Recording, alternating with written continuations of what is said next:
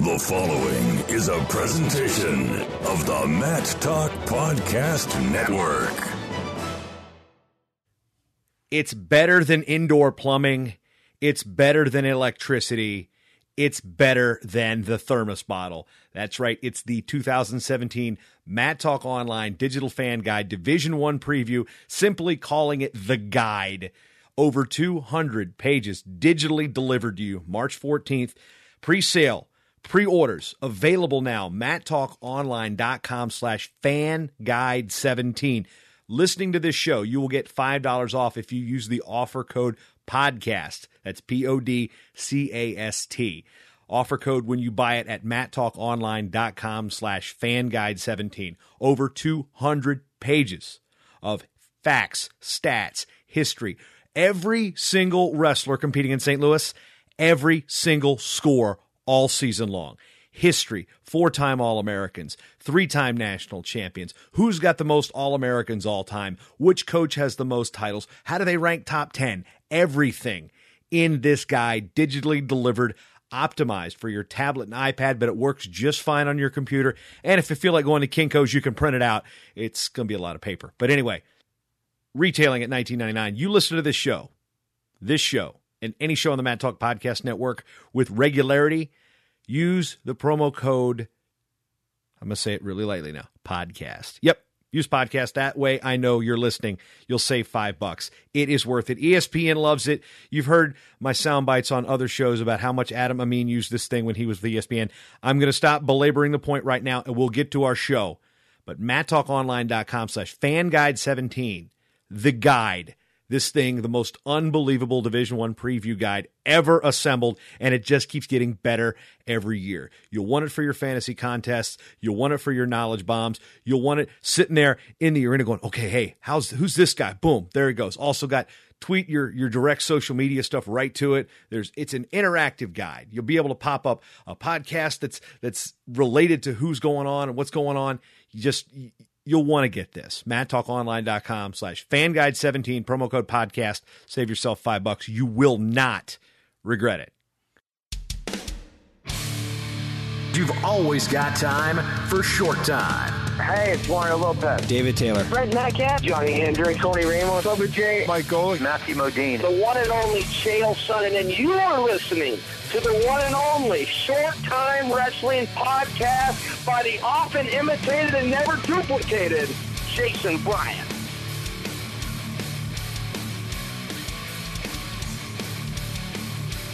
Jason Bryant here with you again for another episode of the Short Time Wrestling Podcast. Heading out west. And by west, I mean like west, folks. Like Oregon west. Like you can't go any further than you'll hit the Pacific Ocean west with Clackamas Community College head coach Josh Rhoden. Josh, been a great year for your program. 4 straight national duels championship.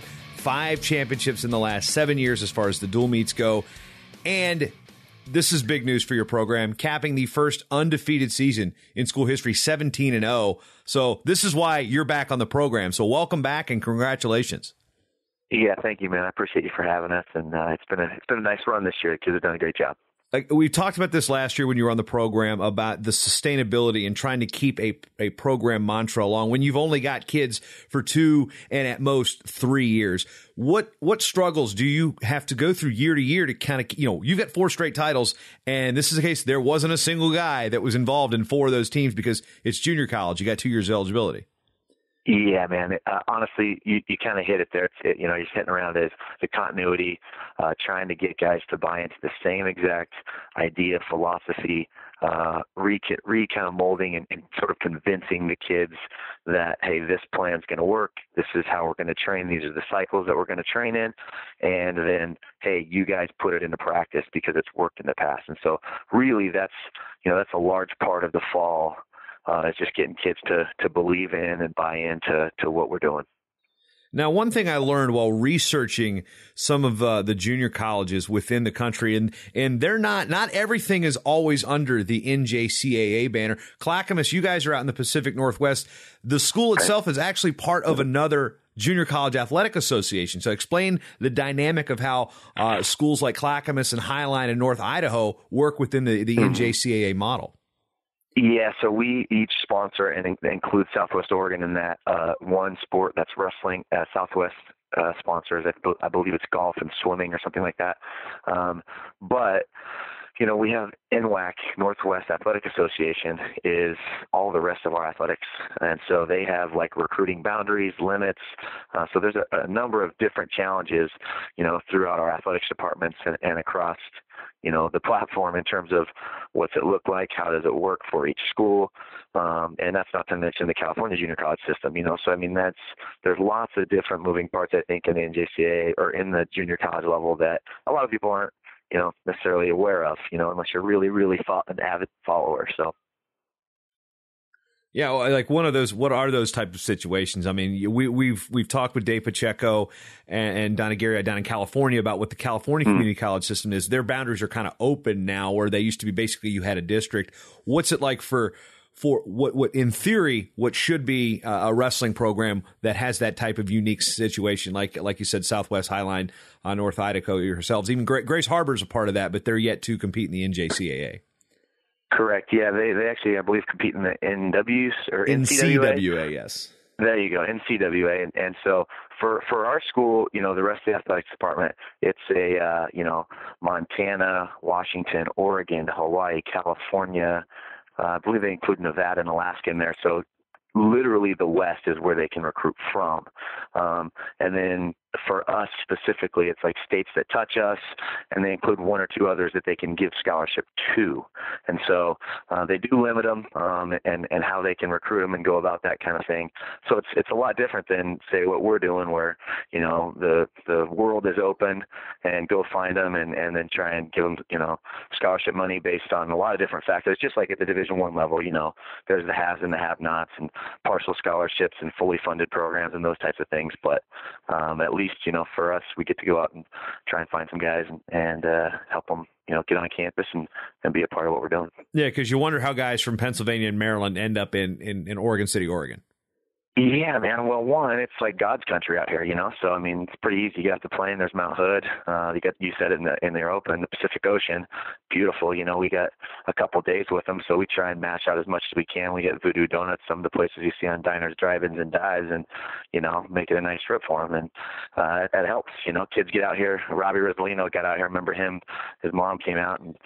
Like, whoa, I've never seen mountains so tall or, trees and like this, or he was a hunting and fishing kind of guy. And he loved it, man. It was instant success. And so if you can get some of those guys out here that enjoy the outdoors, it's an easy sell, man. Hiking, fishing, camping, those types of things, all within a 20-minute radius of our campus. So. You had me at Voodoo Donuts because, I've seen that episode. Knew that might touch a chord, right? Yeah. Yeah. Maybe now my wife's going to be like, she's going to hear this, be like, wait a minute, what? Voodoo, that place we saw in Diners, Drive-ins? Yeah, that's you guys got to come on, try it out, man. I'm telling you, right? Maple bar with bacon on it. Sounds weird, but it's pretty good. I've seen it, and it has done the Pavlov dogs here thing, and I started watering. But we're not talking necessarily about food or okay, we're talking about food. But when it comes to the success the program has had, there seems to be the usual suspects are always in play, and then you add the job that Joe Renfro's done down at Northeastern Oklahoma A&M to add another national player to it. Iowa Central's always a player. The national championships are coming up here in Council Bluffs. Do you guys have the target on your back, or do you know that tournament formats are vastly different in performances than dual meets? Or how do you look at the two and be like, okay, we won the national duels, we should be the favorite going in? Yeah, that's sort of a hard thing to tease out, right? Like we pump our guys up for the national duels. It's exciting. It's a cool event. I think, most of the fans and parents and people love the dual meet format. The kids enjoy it. So, once you win it, it's like, hey, now we just got to try and focus on, all right, let's finish the year strong. That wasn't kind of the end. That's just the middle point to say, yeah, we're the best team that day. But we all know in wrestling, man, the one that matters is that team title with those individual championships. And unfortunately for the NJCAA, our coaches association and this association haven't figured out how to seed a tournament. So a lot of it's based on the randomness of the structure of the tournament. Where the best guys wrestle in the quarterfinals sometimes. And, our draws came out yesterday, and, I think most coaches are like, we got a few good ones, we got a few bad ones. But for me, I think the big complaint on that is, if we're going to wrestle a whole season, we got a kid who's 31-1. let's make sure that him and the other kid who's 31-1 wrestle in the finals, or at least have the chance to wrestle in the finals. So some of it's going to be that, and then do our kids perform, because sometimes you got to outperform your seed or your draw no matter what. So, I think we a little bit, maybe have the target on our back. Iowa Central's got that number 1 ranking. So, they've got a good number of guys with some, firepower, and as do we. And Coach Renfro, like you said, man, a lot of respect for that guy, doing a great job at NEL, and those guys aren't going to be hard to find on a mat when you're wrestling them. So, I think we have the luxury of being the two ranked team and looking up at Iowa Central, and motivating our guys that way. Yeah, those brackets are available at njcaawrestlingcb.com. It's the Mid-America Center, same facility that's hosted the World Team Trials back in 2009, 2010. And it's kind of hard to miss. There's the Bass Pro Shops, but they're the two giant wrestlers out in front of the place. So when you go into this arena, you've got giant wrestlers. That's got to make you feel good when you're wrestling a tournament there. Man, it was awesome last year walking in. Our guys like, you kidding me? And like, yeah, dude, we're in Iowa, man. This is important, man. There's no question about what we came here to do, because there's the giant bronze guys out there grappling. So it's perfect, man. It's a perfect setup. Yeah, and looking at the history of the program, you've got some guys that are really hammers. I know there was a good story on Hazel West earlier, and I believe in one of the big papers out there. And what's that mean to get that type of exposure from a junior college when one of the larger papers, the larger sports sections, pays attention to the job you guys are doing?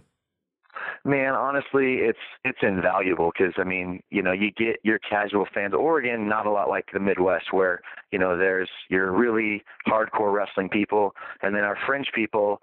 There's so much more sort of to do outdoors. People are busy. There's lots of things, hiking, fishing, kayaking, whatever. People got a million things going on, and to get that kind of exposure, and to walk through Starbucks this morning, and a gentleman actually grabbed me because we were in the Oregonian sports section on Sunday, and he's like, "Hey, I read the article about your program, man. That's awesome."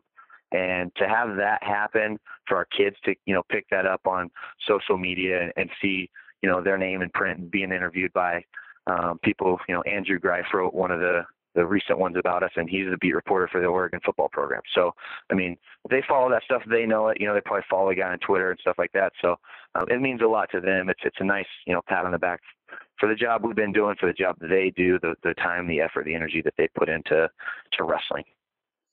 Looking at the numbers historically, and I did some research on the NJCAA in terms of its All-Americans, and something unique about the NJCAA is, I don't think a lot of people know this, is that you're not necessarily an All-American if you're top 8. It's top 5 to be classified an All-American. You place top 8 in the tournament, but it's top 5 that's All-American. Mm-hmm. That's got to be a hard sell some places. Yeah, it can be. The nice thing, honestly, is the NWCA stepped up to award 6, 7, 8 as an All-American through them. So that's, always something where they get a certificate through that. But at the same time, yeah, it does make it more difficult, man. Our bracket sizes are getting bigger. We're adding teams every year. Umpqua's adding this coming year. We've added like 4 or 5 in the last couple of years. And so the numbers at the national tournament are even getting better in terms of bracketing. I think our largest bracket this year is 29, so only 3 buys. I say only because, just a few years ago, there was maybe 8 buys in most brackets. And so, we've done a better job of reorganization in terms of getting to 8 qualifiers, so you have a little more balance in the tournament layout. But yeah, man, it's tough when you're thinking 5 is going to be recognized at the institutional level for the NJCAA. The history of the program, you look at some of the guys that recently you've put into the next level, the 4-year colleges. CJ Palmer won a Division III national title at Hunter. Jacob Mitchell had a really good career.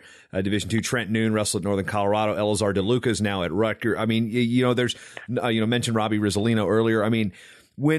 How often now, with the success that you guys are having, we asked this question last year, but we're going to circle back that Division I coaches are saying, "Hey, we got a guy. He probably needs to go with you for a year or two." Describe that unique relationship that it may be, 3 guys fighting over the same kid. They all want him to go to you, or they want him to go to Iowa Central, but specifically with the Clackamas situation. No, yeah, you're absolutely correct. It's been kind of transforming for us where, we started out here, Clackamas wasn't, where it is now, and begging kids to get here to where now it's, we're getting the recommendations of, Coach Papalizio at NC State and those guys, Coach Zaleski at Oregon State, and different people saying, hey, let's have you go here. Coach Steiner now down at Fresno State with starting that program up in a great location in the Valley down in California. That's an awesome friend to have to the program, and be able to use each other as a resource to help kids continue their education and their wrestling. And so it's super nice. I mean, I've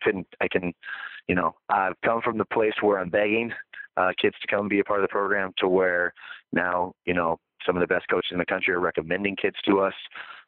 It's super humbling, one, as the guy who's kind of got it this far. And it's also an awesome benefit, to be able to have that where, some other programs maybe don't have that same benefit to them. And so, man, I can't say enough about the guys that out there and do give us that recommendation and help us, get some of these really, really top flight kids. One of the big names that have come out of your program recently, and didn't mention him initially, but the only time I've gone to the junior college championships, this kid was a freshman, ended up winning a Division II national championship at Grand Canyon. Tyrell Fortune, what was it like coaching that guy?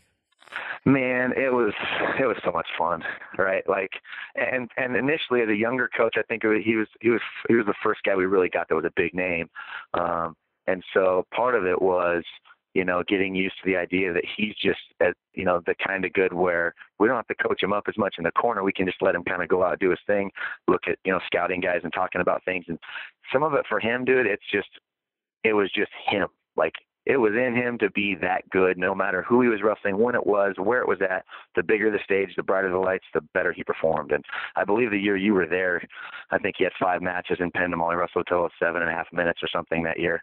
And it was, it was pretty fun to watch, and exciting to be a part of. And he's continuing to do that now. I mean, out in Bellator, I think he's 2-0 now and in that circuit and doing a great job. Looks lean and mean and enjoying himself. So he's done a great job beyond us as well. So. Have you ever had the, I guess, I wouldn't want to call it privilege, but displeasure of being tossed in his trademark lateral drop?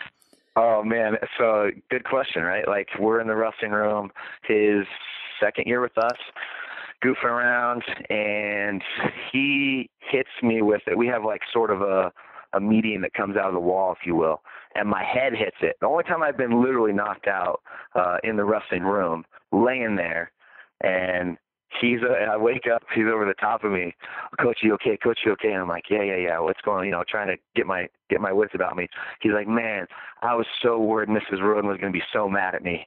If my wife, he'd come over for dinner and stuff, hey, make sure, take it easy on Josh. He's a little smaller than you and stuff. And like, just give each other a hard time. And he was so stressed that my wife was going to just tear into him if something was wrong. So, yeah, he has. And that was the last time I said no throws after that. We're not wrestling. There's no way we're throwing, dude, because that's, it's too big and too mean for me. Yeah, when you look at a guy like that, and sometimes the way he sets up, the double over throws, you're like, no, okay, you got it. I mean, you just sit back and along for the ride. No, he wrestled a kid who was on the junior world team for Canada in an open out here. Gosh, it must have been the semis his first year. And I kept hollering at him, stop locking up. And then he would lock up, body lock, 5, let the kid go, back up. Kid wanted to wrestle because a lot of Canadian guys are wrestling freestyle, right? And so that guy's now in the WWE, by the way. That was Sonny Dinsa. and so we end up, 15-2 or something with the 2 escapes we gave him, and it's like, oh my Lord, dude, okay, this is a different kind of kid, man. And so that's for me when I realized, like, all right, let's just go out and you do your thing, man, and I'm gonna enjoy watching. So he was fun to watch, and he trained really hard for us, contrary to some of the things, some of the guys on your, does he work hard? It's like, yeah, dude, you can't be that kind of good and just kind of floating around. So and look at him now, lean and mean, and he looks fit, so I'm excited for him. It's just funny you just mentioned the Canadian guy. Yeah, he's in the NXT right now. Is like, well, I don't know. Yeah, man, right? Ministers of Pain or Authors of Pain or something like that. Yeah. Anyway, but yeah, think about those 2 guys at, like, what is it, the Mike Clock Open or something or whatever. That's exactly what it was, man. In the semis at the Mike Clock, and those are the 2 guys we're talking about, man. So as we move forward, talking the junior college championships coming up and your program, 17-0, and as good as you guys have been recently, and a lot of people, there's a lot of history of that program. I know people telling me, oh yeah, my dad wrestled there, or yeah, so and so I know wrestled there, but 17-0, and it was a very diverse schedule. You guys went to California, saw Cerritos, saw some of the better California junior colleges down there. Just a real dynamic season. What was different about this year that led to such a good year in dual meet? 17-0, 4 straight national duels title. I think it's got to be just the camaraderie amongst the guys. Their belief in what we were doing, how we were training. We tweaked a few things. I talked about this in the article in the Oregonian. I talked to Nick Mitchell this last spring and at Grandview, and just visiting about, hey, what are you doing a little bit different? Because we've won 4 national duels titles and ended up, I believe, 2nd, 3rd, 6th, and then this year. So it's like, hey man, what are you doing any different than we're doing? And just kind of across those 2 paths, hey, how can we be better, different? And trying to, give ourselves an opportunity to put our kids in the right spot. And so, the question was, hey, what can I do as the coach that you're maybe doing, or what are you doing differently? And so he helped a little bit with that, and the kids bought into some things, and they just, they like each other. That's part of it, and again, at the junior college level, it's not easy to cultivate that when, we have a couple of 1-year guys this year. Josh Rhoden transferred from Boise State to here. He's only going to be here for 1 year and out. Kurt Mode was an NCAA qualifier at high school. He signed with Oregon State in the fall after the first Open. And so, a lot of one and dones, kind of the Kentucky basketball version of junior, at junior college. So actually, no, see, junior college is kind of geared for more of that. It's more accepting of the one and dones. Right. Yeah. But you know what I'm saying in the sense that it's like, man, turning them over every year, man. And so the kids bought in, they believe in each other, they like each other, and that all means something. You know what I'm saying? Especially in the sport we chose. When you look at junior college wrestling, and this is something that I've noticed from just generally, I think wrestling people as a whole, there's always going to be that comparison to be like, oh, well, this guy could wrestle D1. Like it's always the benchmark is Division I. Do you think that's a fair assessment of junior college wrestling, or do you think that terminology or that mindset needs to change? I think there's so many reasons I think the thing that bugs me, Jason, is there's so many reasons kids choose junior college other than just the academic piece, right? Like most people are like, oh, hey, so-and-so couldn't, get through on the grades, or he could wrestle D1. Look, man, D2 is super tough. We've seen a lot of kids in Division II, and Terrence Williams is one of them. He's coaching with us now. He's like, Coach, I had no idea. He's like, yeah, my goal forever was D1 this, D1 that. I get to D2, and he's like, those guys are tough. They can wrestle, and I think, that's a testament to the job those guys are doing there too. So I think you take something away from that Division II, division by saying, oh yeah, D1 or bust. Because there's a lot of good programs that are, competing at the Vegases and the Scuffles and the big tournaments at that level. And so, for us, we talk to our guys about giving themselves a chance to go to that level. And how do we do that? Well, we do that by getting our associate's degree and getting it done in 2 years. Because now, the way the rules are set up, staying that 3rd year is too long. And so we need to make sure that we're on top of it academically. And our program's done a nice job with a really solid academic coach, Eric Pfeiffer. Great assistant coaches. Rich Vigorito does an awesome job for us. And I mentioned Terrence Williams, but there's just so many people that are involved at our level, at least, to help those guys give themselves the chance to go D1. And then what offers you get and where do you go from there? Because there's good wrestling at every level. One thing, as far you mentioned the academic piece of it, do you think that sometimes prevents the Division I coaches with the way the APR landscape is and how critical that is for retention, APR, all that stuff? It's a buzzword. Administrators are looking at that. You could have a 4.0 student go junior college just because they just maybe it's a family situation. It's like, hey, I need to get my prerequisites here. Hypothetically thinking long term. So not every kid that comes out of junior college is an academic risk. How do you kind of try to quell that misconception as well? Sure. And for us, it's been literally, I've been here 11 years. It's been an 11-year process of saying consistently we're going to put guys out who can do the workload at the next level. Because I think you get into at times is there's programs where, oh man, we've had a few of their kids and they've been a risk. Well, if more of our kids can be a success story from Clackamas, for example, then we're going to help that misconception be kind of squelched, and we get guys coming back. Basically we get return customers in that sense. We get guys coming back saying, hey, we liked the product last time. They did a good job academically. They wrestled hard for us. They did a great job for our program. who else do you have? And so, that's really how we're looking at it in terms of the academic piece. But you're right. There's so many there's so many kids, and I know the academic risks typically are going to be in the junior college level, or maybe some of the other levels that you don't hear about, but we're trying to transfer to the upper divisions. And so, you get to hear about the kids who don't make it through, or for whatever reason, don't have the success where they're going. And so, unfortunately, that's kind of the little bit of a misnomer for us, but we're definitely doing our part to try and change that for sure. All right, the NJCAA Wrestling National Championships. You know what? We're gonna have to talk about this website situation for a minute, because I'm just verifying the dates. I was right the first time, 24/25 of 2017. Yep. And the website, njcawrestlingcb.com. Yep. Craziness. Iowa Western's doing a great job. Yeah. Iowa Western, the Reavers. What the heck is a Reaver? I'll have to figure out what that is. That'll be also. We're going to have to ask Josh Watts, because I don't know either. Yeah, it'll also be streamed live on Flow Wrestling, so wrestling fans will get an opportunity there. But Coach Rhoden, the time we got, what are some of the key points that you feel that we didn't touch on that you say, you know what? Let's talk about Clackamas wrestling a little bit more than just the wins and losses, which there haven't been that many losses this year. And by that many, I mean zero. Right? That's nice, right? That's a good thing, right? So I would just continue to say, the piece that we try to trumpet as loud as we can. Our administration loves it.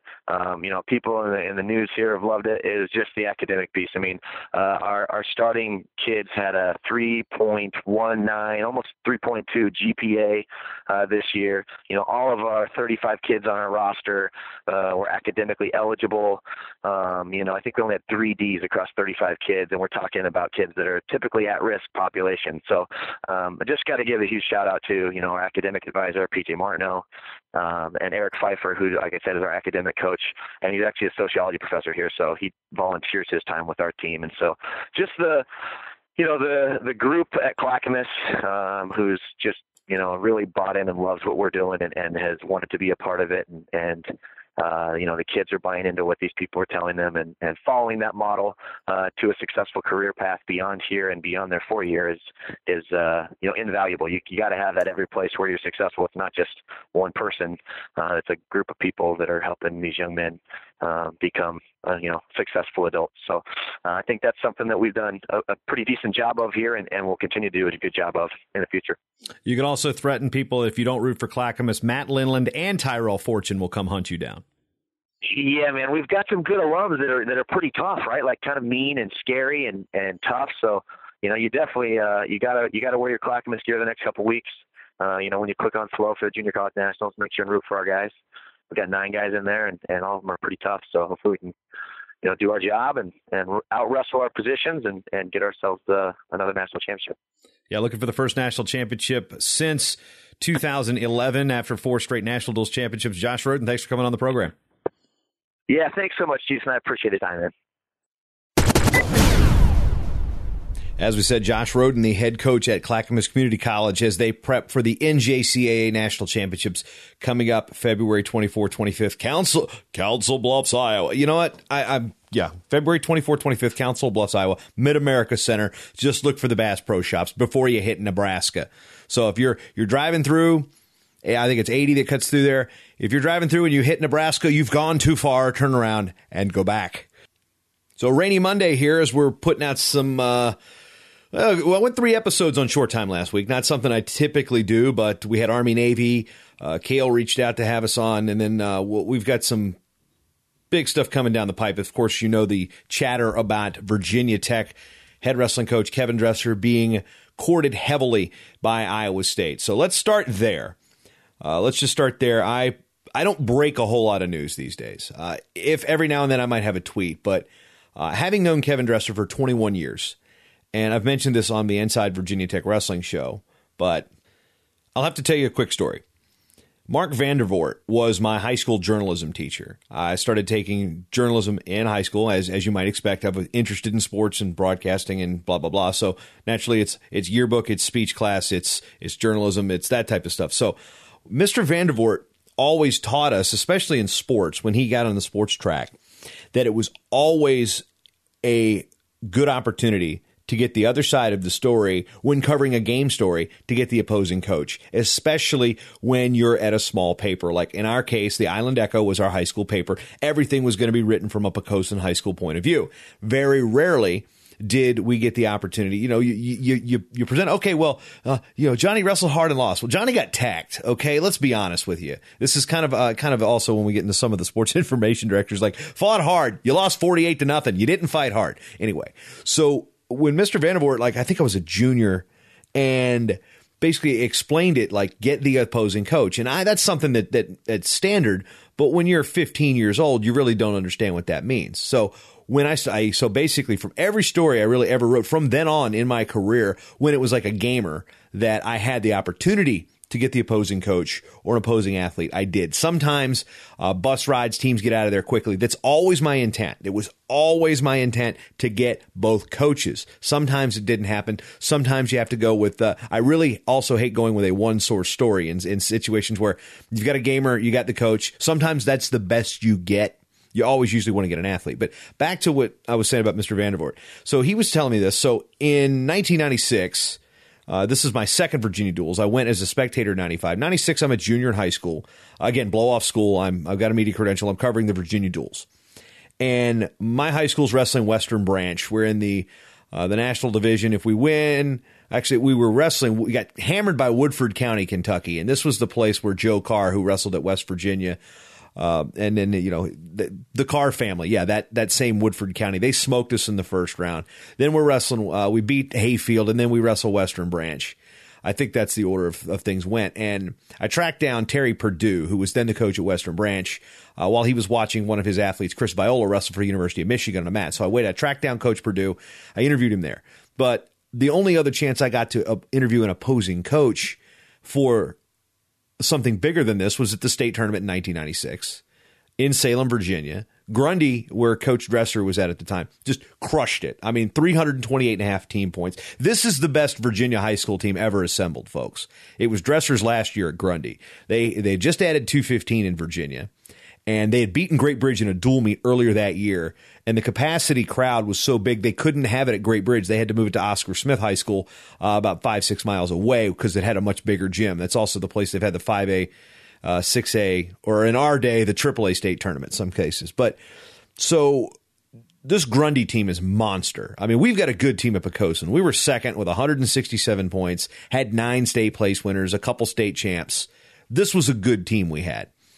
And we're staying in the same hotel as Grundy, which is first in the state. That year, they had 14 in the state semis. They had 12 in the finals. They had 9 champs. And this is before this 7-class crap that they've got now. This was a team that was ranked anywhere from 5th to 15th in the country, depending on Rob Sherrill's mood or Larry Chafin's mood at the time. So I know we're in the same hotel, and I think, man, it would be really, really cool to get the Grundy coach quoted in the Poquoson High newspaper. So sure enough, they're in the same hotel. Track him down, probably 11 o'clock at night. And I'm staying with Rick Herr and Josh Herr. And Rick is the guy who gave me a ride up to the state tournament for the first time. And Josh and Jared were both wrestlers. Jared's actually on this program a couple weeks ago at the Virginia Duel. So it was his dad and his parents, Rick and Rhonda, that gave me a ride up to the state tournament. So I'm tracking Dresser down. So I catch him outside of his hotel room. A friend from Grundy who I'd met at the Virginia Duels kind of worked it out. So I'm sitting there. I'm 16 years old. I'm interviewing Kevin Dresser. So our relationship in media goes back to 21 years. Almost 22. So that's where I'm going with that. Is I've had a long-standing relationship with Coach Dresser. I've also been he's also a client on the Mad Talk Podcast Network with Inside Virginia Tech Wrestling. He's always been a rival, though. That's the thing. It's weird that the relationship that's been over the years, because one, he's always been at a rival school. He has always been at a rival school from where I sit. When I was at Poquoson, he was at Grundy, and then obviously as I graduate, he moves to Christiansburg. And actually, he was actually at Christiansburg the very next year in 97. Travis Pfizer came in and coached Grundy afterwards. But so he's been the program against my high school. And then Steve Martin gets a job at Old Dominion, where I went to school the year after I graduate. Then 2 years after the brand situation, Dresser comes in. So there's Dresser coaching against my alma mater. I mean, this guy has always been on the other side of the fence for me, which is kind of strange that we've had this relationship for a long time. So here's where this week comes in. And like I said, I don't break news anymore. I really don't. Twitter every now and then, sometimes I'll get something. I'm not in that game. I've got this podcast stuff that I'm really focusing on, the PA announcing. I'll get a news nugget here and there. This is a case where the Iowa State Daily and writer Ben Visser broke a story. I believe they broke a story about Coach Dresser had accepted an offer to be the coach at Iowa State. Now, prior to this, I had asked Coach Dresser on our Inside Virginia Tech Wrestling show beforehand where we were doing show prep. I'm like, hey, do we touch on the Iowa State thing? He's not, we got the national duels thing. Let's just push that out. And I said, and I asked him, I said, has he been approached? He said, yeah. So I knew he had been approached by Iowa State. So we just didn't feel like that last episode it was so overrun with building up for the national duels in Nebraska and answering the Iowa questions that it really would seem out of place. So we didn't throw it in there. And just for just for a disclaimer here, Virginia Tech pays for that show. So it's like a coach's show. In that case, I'm a hired gun. But when we get to the Iowa State Daily, and they put out he's accepted, and some of these conversations that I'm having with Coach Dresser off the record, I'm not going to tell you what was in those conversations because again, that's off the record. That's a bond you don't break, But there starts to be questions about sources. And accepted is a strong word. So we get that. Then Flow Wrestling runs with it. Then there's a whole internet blow up about it. I know he hasn't accepted anything, but I can't go on record with it yet. I could not go on record with it yet. I had to sit on it for about 24 hours just before the Hokies wrestled Nebraska, before I got the thumbs up. Because, you gotta, you play the game in this situation. Sometimes you wait. Do you wait?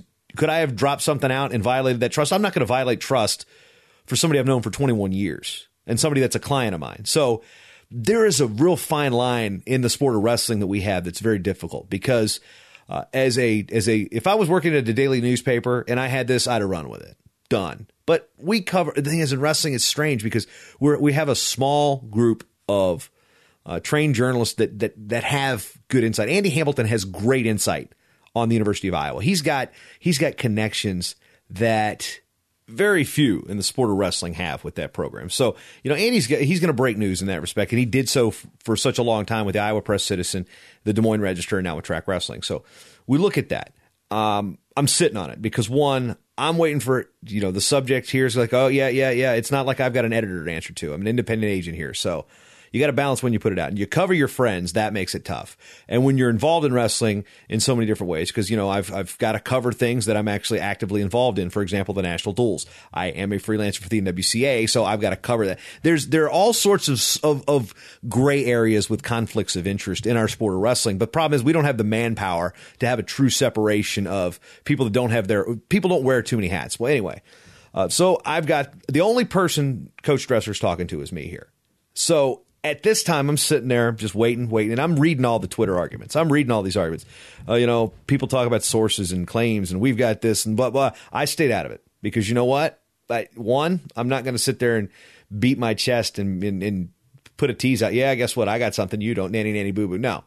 Stayed out of it. And I think that was a smart decision because what I dropped yesterday, right before the Nebraska match, was all that needed to be known right then and there. And it was directly from the information I got from Coach. Him and I talked several times. Whether the fact that I didn't quote him directly was more of an issue with PR with Virginia Tech. So that's the reason there isn't an actual quotation mark. But everything that was said was there was attribution of my source. There was not direct quoted quote. But that's where the info came. So the story I had yesterday was simply that he had not accepted anything yet, which went to contradict other reports out there. And I wasn't in it to get in a pissing contest. I'm not in this to be like, you're wrong, I'm right. No, that's not. It's just I knew something directly, so I felt the need to kind of trot that out there. Now, by the time you listen to this, Coach Dresser may or may not be the next coach at Iowa State. He's still got that decision by the end of the day Monday. I'm recording this middle of the day Monday. So by the time you hear this, he could be ahead in Ames or he could be staying in Blacksburg. Point being, it consumed the weekend. And that's how the whole journalism world, with me at least, spun. Because I'm not working for a daily newspaper anymore. I don't have that rigid set of rules and that ethical boundary. It sometimes, I wouldn't say it's even a question of ethics. It's just contacts and relationships. There are a lot of things that I get told. And a lot of people in wrestling like this, in wrestling media, I'm sure Richard Immel gets nuggets of information. The Flow guys get a lot of information. I have my information too. And, we just don't sit there and run and blurt it out on Twitter first chance we get. We're not protecting things. There's situations people are like, oh, well, they don't want to give up their sources. No, if there's something going on and we don't know about it, we don't report about it. Sometimes we just don't know. Sometimes we're not being told. And if we are told and we're told off the record, those of us with the integrity here will not post it. There are some people I know in this sport previously that don't think they work in wrestling anymore, but have violated a lot of those trust issues just to get website clicks. Well, they're not in the sport anymore, and the website traffic now is exponentially higher than it was, 10, 15 years ago. I'm going off on a rabbit hole here, but that's where I sat with the Virginia Tech thing. Anything else happen in wrestling? You know what? And I'm not gonna belabor the Oklahoma State Penn State thing. I watched as much of it as I could on Facebook Live, so I'm not going to say anything that hasn't already been said already. I'm just going to stay out of it. I think everybody knows what happened, so I'm not going to pile on. That's all I'm going to say there. Moving forward, yeah, really, actually, that's all I'm moving forward on. I got nothing else. Nothing else for today. Josh Rhoden was a guest. We will have upcoming episodes. Hey, I just recorded a show with Lonnie Morris, the head coach at Johnson & Wales University, for the Ice Hour, the D3 Wrestling Show. Keep an eye out for that. That is a fun one. So if you're not already subscribing to that show, MadTalkOnline.com/D3, that's the iTunes link, right to the Division III show called the Ice Hour. They've got their regionals coming up this weekend. So it's just been, it was a weird weekend, man. National duels, trying to keep up with all that, and then the whole, the Virginia Tech thing. And like I said, I don't do a whole lot of breaking news anymore, but when I feel the need to write, I'll do it periodically. But last weekend home, as I am moving to my life on the road, Pac-12s, NAIAs, D3s, D1s, my next 4 weekends. Come find me, say hello. Always willing to talk wrestling with people, especially if you're a subscriber to the show. And if you haven't done so, go to MadTalkOnline.com/GetShortTime. It takes you right to iTunes. If you got an iPhone, you can hit that podcast app. Subscribe. Leave a rating and review. If you really like the show and you like the network of things that we're doing here, MadTalkOnline.com. Join the team. You can drop me a small monthly contribution and get some cool gear as well. As always, I'd like to thank you for spending your time with me, because you've always got time for short time.